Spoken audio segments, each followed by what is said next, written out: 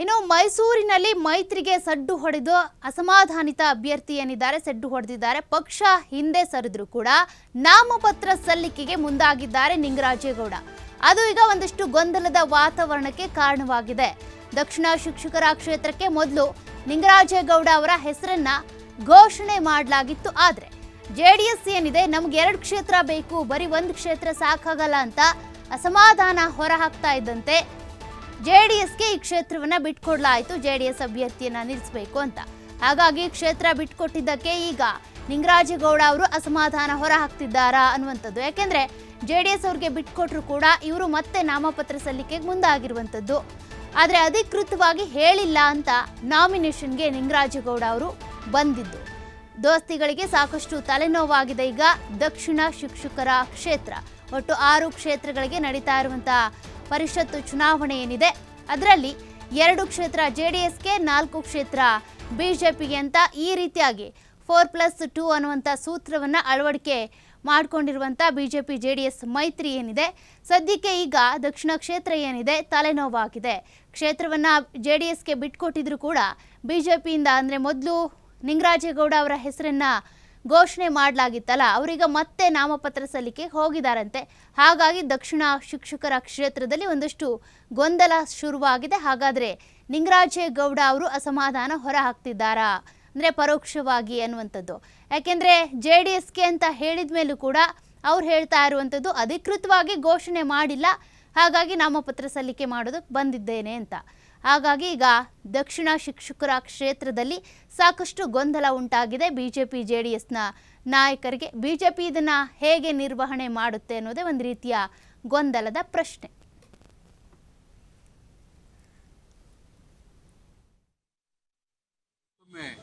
ಭಾರತೀಯ ಜನತಾ ಪಕ್ಷ ಮತ್ತು ಜೆಡಿಎಸ್ ಎಲ್ಲ ಮುಖಂಡರ ಜೊತೆಗೆ ಬಂದು ನಾಮಪತ್ರ ಸಲ್ಲಿಸ್ತಾರೆ. ಈಗ ಒಂದು ಸ್ವಲ್ಪ ಸಮಯ ಚೆನ್ನಾಗಿದೆ, ಟೈಮ್ ಚೆನ್ನಾಗಿದೆ ಅಂತ ಅನ್ನೋ ಕಾರಣಕ್ಕೋಸ್ಕರ 2 ರಿಂದ 3 ಗಂಟೆ ಒಳಗೆ ನಾಮಪತ್ರ ಸಲ್ಲಿಸಬೇಕು ಅಂತ ಹೇಳಿದ್ರು. ಹಾಗಾಗಿ ಈಗ ನಾಮಪತ್ರ ಸಂಜೆ ಬೆಂಗಳೂರಿಗೆ ಹೋಗ್ತಾ ಇದ್ದೀವಿ. ಬಿ ಫಾರಮ್ ಸಿಗುತ್ತೆ.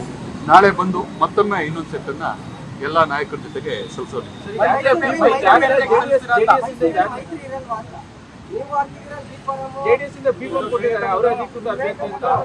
ಇಲ್ಲ, ಖಂಡಿತ ನಮಗಿರೋ ಮಾಹಿತಿ ಪ್ರಕಾರ ಭಾರತೀಯ ಜನತಾ ಪಕ್ಷ ಮತ್ತು ಜೆಡಿಎಸ್ ಪಕ್ಷದ NDA ಮೈತ್ರಿ ಅಭ್ಯರ್ಥಿಯಾಗಿ ನಾನು ಇರ್ತೇನೆ. ಬಿಜೆಪಿಯಿಂದ ನಾಳೆ ಪೇಪರ್ ಅದ್ರ ಬಗ್ಗೆ ಮಾಹಿತಿ ಇಲ್ಲ.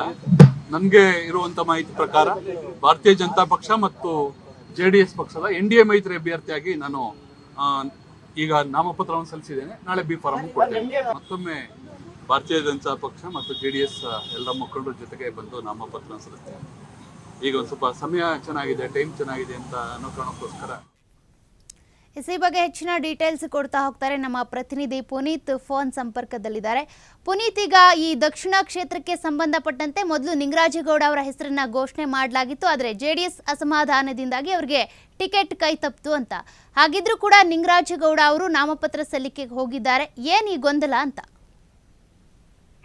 ಹೌದು ನೀತಿ, ದಕ್ಷಿಣ ಶಿಕ್ಷಕರ ಕ್ಷೇತ್ರದ ಒಂದು ಚುನಾವಣೆ ಏನಿದೆ ಇದರಲ್ಲಿ ಮುಖ್ಯವಾಗಿ ಮೈತ್ರಿ ಅಭ್ಯರ್ಥಿಯ ವಿಚಾರಕ್ಕೆ ಸಂಬಂಧಪಟ್ಟಂತೆ ಸಾಕಷ್ಟು ಗೊಂದಲಗಳಿರ್ತಕ್ಕಂಥದ್ದು. ಯಾಕೆಂದ್ರೆ ಈಗಾಗಲೇ ಏನು ಮಾಜಿ ಮುಖ್ಯಮಂತ್ರಿ BS ಯಡಿಯೂರಪ್ಪನವರು ಹೇಳಿದಂತೆ ಏನು 6 ಅಭ್ಯರ್ಥಿಗಳಲ್ಲಿ 2 ಜೆಡಿಎಸ್ಗೆ ಬಿಟ್ಟುಕೊಡ್ತಕ್ಕಂಥದ್ದು, 4 ಬಿಜೆಪಿ ತೆಗೆದುಕೊಳ್ತಕ್ಕಂಥದ್ದು, ಆ ಮೂಲಕ ಮೈತ್ರಿಯನ್ನ ಮುಂದುವರಿಸ್ತೇವೆ ಅನ್ನೋ ಮಾತುಗಳನ್ನು ಹೇಳಿದ್ರು. ಆದ್ರೆ ಮೈಸೂರು ಭಾಗದ ಅಂದ್ರೆ ದಕ್ಷಿಣ ಶಿಕ್ಷಕರ ಕ್ಷೇತ್ರದ ಚುನಾವಣೆಯನ್ನು ನೋಡಿದಂತಹ ಸಂದರ್ಭದಲ್ಲಿ ಮೈತ್ರಿ ಅಭ್ಯರ್ಥಿಯ ಒಂದು ಘೋಷಣೆ ಏನಿದೆ ಇದು ಸಾಕಷ್ಟು ಗೊಂದಲವನ್ನು ಸೃಷ್ಟಿ ಮಾಡಿರ್ತಕ್ಕಂಥದ್ದು, ಒಂದು ರೀತಿ ಅಸಮಾಧಾನವನ್ನು ಕೂಡ ಹುಟ್ಟು ಆಗ್ತಾ ಇದೆ. ಒಂದು ಕಡೆ ಈಗಾಗಲೇ HD ದೇವೇಗೌಡರು ತಮ್ಮ ಜೆಡಿಎಸ್ ಪಕ್ಷದ ಅಭ್ಯರ್ಥಿ ವಿವೇಕಾನಂದ ಅವರಿಗೆ ಬಿ ಫಾರಂ ಅನ್ನು ಕೊಡ್ತಕ್ಕಂಥ ಒಂದು ಕೆಲಸವನ್ನ ಮಾಡಿದ್ದಾರೆ. ಇನ್ನು ಬಿಜೆಪಿಯಲ್ಲೂ ಕೂಡ ಏನು ನಿಂಗರಾಜೇಗೌಡ ಅವರಿಗೆ ಟಿಕೆಟ್ ಅನ್ನು ಕೊಡ್ತೇವೆ ಅಂತ ಹೇಳಿ ಅಭ್ಯರ್ಥಿಯ ಹೆಸರನ್ನು ಕೂಡ ಘೋಷಣೆ ಮಾಡಿದ್ರು. ಆದ್ರೆ ಇದುವರೆಗೂ ಅವ್ರಿಗೆ ಬಿ ಫಾರಂ ಕೊಡ್ತಕ್ಕಂಥ ಒಂದು ಕೆಲಸವನ್ನ ಮಾಡಿಲ್ಲ.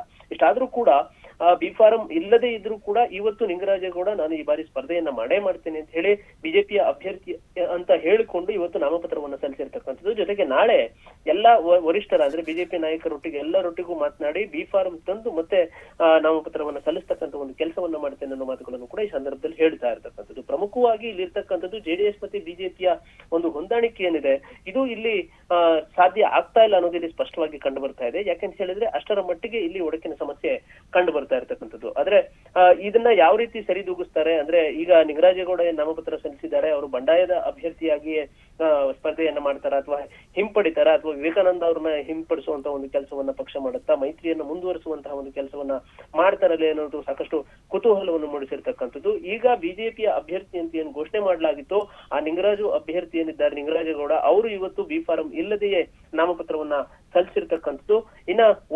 ಮತ್ತೊಂದು ಕಡೆ ವಿವೇಕಾನಂದಗೆ ಬಿ ಫಾರಂ ಅನ್ನ ಈಗಾಗಲೇ ಜೆಡಿಎಸ್ ವರಿಷ್ಠರು ನೀಡಿರ್ತಕ್ಕಂಥದ್ದು. ಹೀಗಾಗಿ ಗೊಂದಲದ ನಡುವೆಯೂ ಬಿಜೆಪಿಯಿಂದ ಈಗ ನಾಮಪತ್ರ ಸಲ್ಲಿಕೆ ಆಗಿರ್ತಕ್ಕಂಥದ್ದು. ನಾಳೆ ವರಿಷ್ಠರ ಜೊತೆಗೆ ಚರ್ಚೆ ಮಾಡಿ ನಾಮಪತ್ರವನ್ನ ಸಲ್ಲಿಸ್ತೇನೆ ಅಂತ ಏನ್ ಹೇಳಿದ್ದಾರೆ ನಿಂಗರಾಜೇಗೌಡ, ಅವ್ರಿಗೆ ಬಿಜೆಪಿಯ ಪಕ್ಷದಿಂದ ಜೊತೆಗೆ ಜೆಡಿಎಸ್ ಪಕ್ಷದಿಂದ ಸಮ್ಮತಿ ನೀಡ್ತಾರಾ, ಅವಕಾಶಗಳನ್ನು ಕೊಡ್ತಾರ ಅನ್ನೋದನ್ನ ಕಾದ್ ನೋಡ್ಬೇಕಿದೆ ನೀತಿ.